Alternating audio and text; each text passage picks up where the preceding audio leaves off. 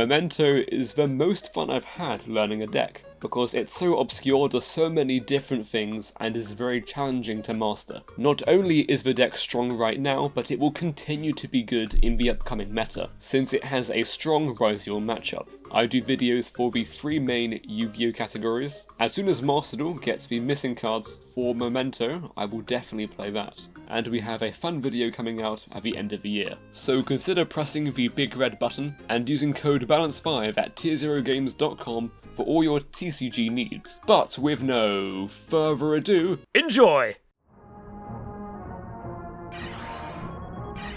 Perfectly balanced is all things should be.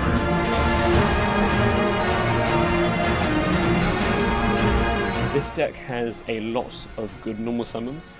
The best ones are Anguish and Darkblade. 2 Darkblade is pretty unheard of, but I essentially still play 3 because I play Rota.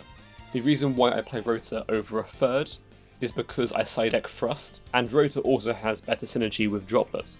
Yes, it is a bit worse into Droll, but this deck can play under Droll fairly well thanks to Goblin and Gatic. The Goblin is full combo unless you draw Gatic, which is an engine requirement. Darkblade is a better normal summon than Goblin, but I played 2 Goblin because I play the new Goblin spell that you will see in a moment. But before then we have the rest of the Memento names. We have 3 copies of the Horse. This card is both a good extender and a good starter because it does not take up your normal summon. Mace is another starter normal summon, and it's also part of our end board because it is a quick play snatch steal. Sleepy is also amazing. This card has 3 effects and they're all very useful for this deck. We have 1 copy of Horned. The top 4 listed play this in the side deck, which I can understand, but I quite like having the option to have this in game 1 because it can be a very useful extra body turn 2. It's also quite big at 2850, so it can punch over cards like Caesar. And we have the Combined Creation, this is the big fella. At 5k, it can come back from grave not once per turn, so if you do have 10 names, you can revive this twice. And if you only control it, it can attack everything. So I had a few games where I would summon SP my own SP, and then summon this, give it Piercing with Bone Party, and then just do about 20,000 damage into their Snake Eye board. And the new card, which is also incredible, is Acheron. This card also has 3 effects, and they are all very, very good for this deck. It's an extra body, it can recur cards from Banished, and it can make your 2 biggest guys attack directly. Being able to recur from Banished is especially good because if they SP your Combined Creation, you can then add it back to hand on the following turn with this. And we also play 1 of the field spell because it's searchable off of the level 9 fusion monster. This deck is very good into Imperm and Veiler because we have 9 ways to dodge. Meow. Meow. Meow. Okay. Some people play 2 fusion, but I would personally never play less than 3, because this deck plays a lot of monsters, and this helps to unbrick those hands. It's also the best extender, because even if this gets interrupted, or your fusion monster gets interrupted, you can then banish it from grave to search for Bone Party. This summons Goblin, and is a good extender. Not everyone likes this card. I do side it out going second a lot, but in game 1 we want maximum consistency, and this card is great for that. This deck is commonly seen with hand traps, but I instead play board breakers. I feel like the ceiling of this deck is very high and can push through boards turn 2. So to complement that, we have 3 Super Poly, 3 Droplets, and Talents.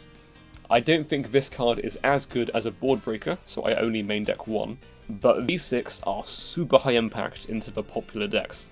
The Super Poly in particular is incredible in this deck for 2 main reasons. The first being that you have the extra deck space to play 4 targets, and the second being that you can use this as an extender. In the 6th round of the side event, my opponent hand trapped me 3 times, with 3 pretty good hand traps. I think it was Imperm, Impulse, Ash, and I was left with 2 cards in hand and 2 guys on my field, and I used Super Poly to fuse my own guys away into the Twin Head, and then do full combo from there. and I also play Prosperity and Coolbuy.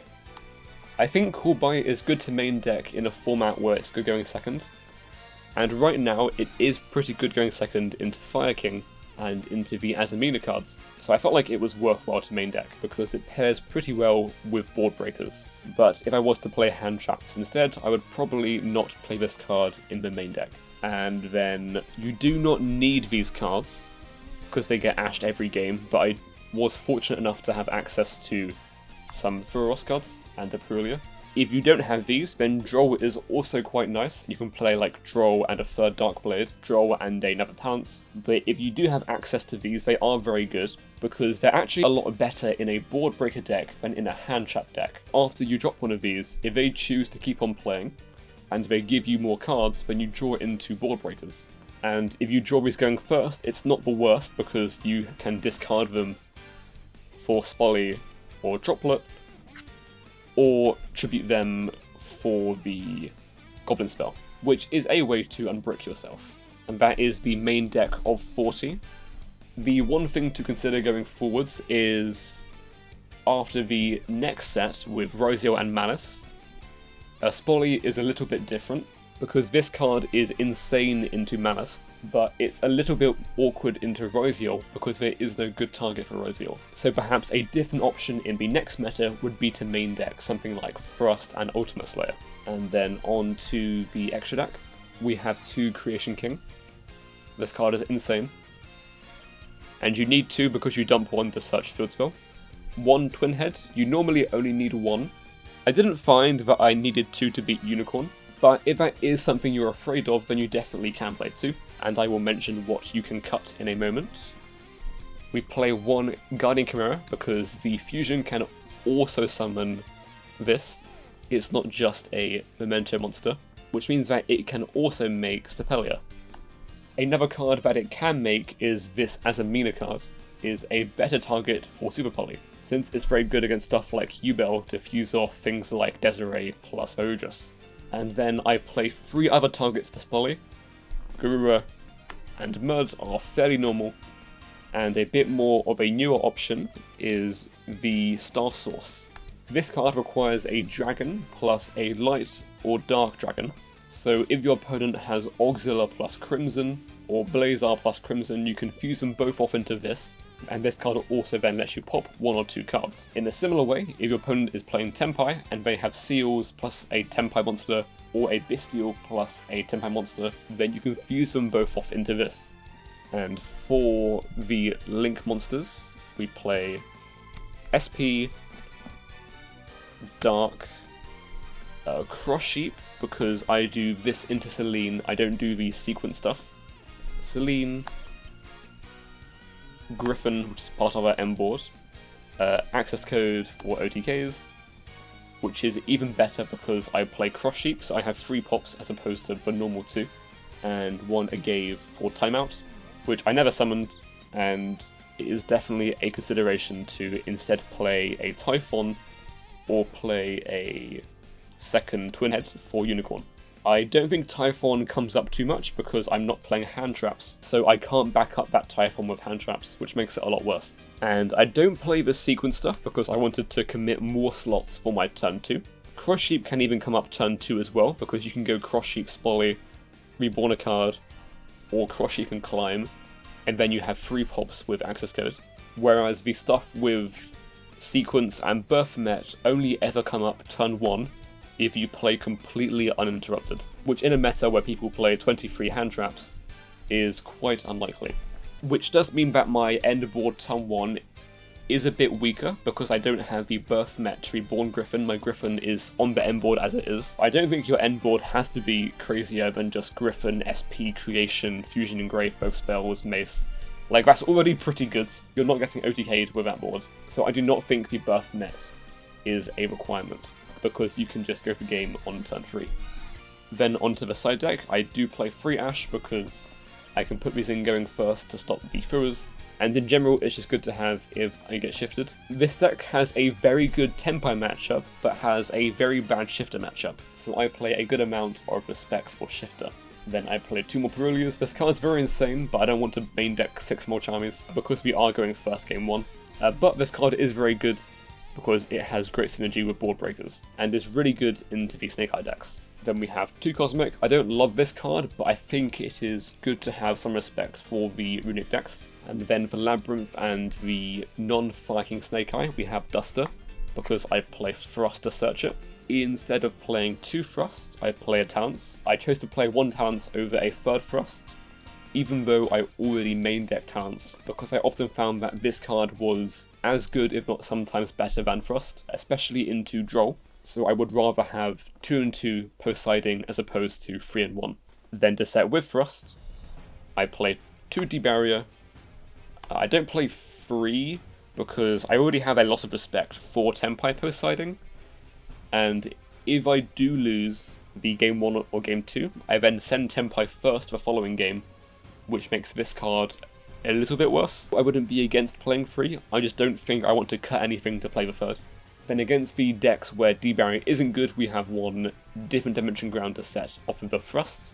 And for the last card in my side deck is the Memento Trap, but not the one you're probably used to, because the Continuous Trap is a bit more common. The reason why I prefer this one over the Continuous Trap is because the other one requires you to have the Combined Creation, whereas this one is just any Memento monster, and it has a fairly decent effect in my graveyard. And yeah, that is the deck list. I am a big fan of this. I don't think I would change anything for this format.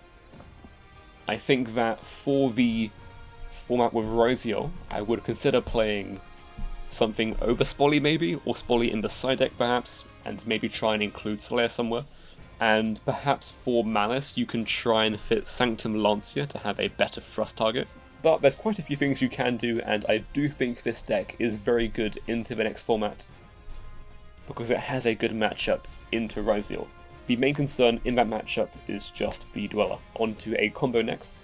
So I'm going to show you the combo from Anguish, because it's harder than the combos from Darkblade. In future videos, I'm happy to show more combos for this deck and side patterns, because there is a lot of different combos, and the side patterns will change, of course, with the new meta with Ryziel and Malice. And although I do have side patterns right now, they will most likely change with Malice and Ryziel. This starts with normal summon Anguish, effective Anguish, search for the horse, summon a horse, effective horse to destroy itself,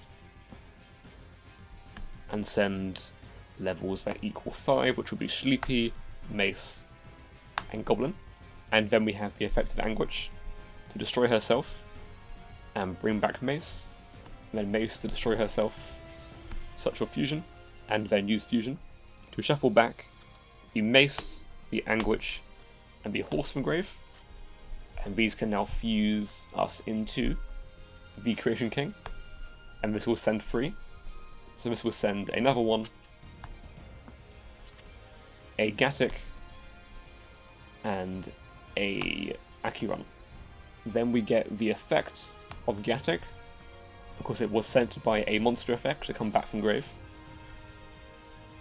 And then we get the effect of Gatic on summon to add back the Sleepy. So this is in our hand. And we're going to then use the grave effect of the fusion monster to banish it, which we will put over here as our banished area, and search for the field spell. Then we can activate field spell, which I don't have a great setup, as you can tell, so we'll put it put it over here. Then we're going to use the Sleepy in hand to summon itself, and then use Sleepy to fuse with itself and be Gatic to make the twin. Next, we're going to use the twin to destroy itself and search for 2, which will be the Horned and the Combined Creation. Then in a new chain, we get quite a few effects. We get Chain Link 1, Field Spell to Reborn, Chain Link 2, Twin Head to Reborn, Chain Link 3, Acheron to Reborn. So we get 3 Reborns here, which will be Acheron getting Reborned, Twin Head, Reborn Goblin, and then Field Spell, Reborn Sleepy. Next, we're going to use the grave effects of a fusion to banish it, which we're going to put in our very awkwardly placed banish pile to destroy a monster and search for a spell trap. So we're going to pop the Acheron and search for Bone Party. Then because the Acheron was destroyed, we can add back the Banished Fusion to our hand. Next we're going to use the effects of Goblin to destroy Sleepy and send Darkblade and Fusion from deck to graveyard. Then because the Sleepy was destroyed, we can send another card to grave, which will be the Horse. Then because we obviously have at least 3 names in grave, we can summon the Horned. Then we can turn the Goblin and the Horned into a Cross Sheep, which is hopefully just about in frame here. Then we can use Bone Party to destroy the Combined Creation in our hand, because it can be summoned from hand or grave, to summon a Anguish from deck, and this will now trigger the Cross Sheep to reborn from grave. One thing that people don't know is that Cross Sheep does not have to have a fusion monster summoned to its zone. It just has to have a monster summoned to its zone while it points to a fusion monster. So just make sure you summon the Creation King in zone 1, 3 or 5 and you're perfectly fine. And then the Cross Sheep, as we mentioned, will reborn the Darkblade. Then we're going to use the Darkblade to destroy itself and summon a Anguish. Hopefully you can appreciate that I'm doing this all upside down. Next we're going to turn the Anguish and the Cross Sheep into a Selene, and then use the Selene to gain 3 counters, because we have those 2 spells in the graveyard, which is why we dumped that Fusion earlier, and the 3rd spell on the field, then we can take off 3 counters to summon the Anguish from the grave, because Anguish is a spellcaster. And next, we're going to turn the Anguish and the Anguish into an SP. As long as you open a second Memento monster of any name, there is no point in this combo when Nibiru ends you on nothing.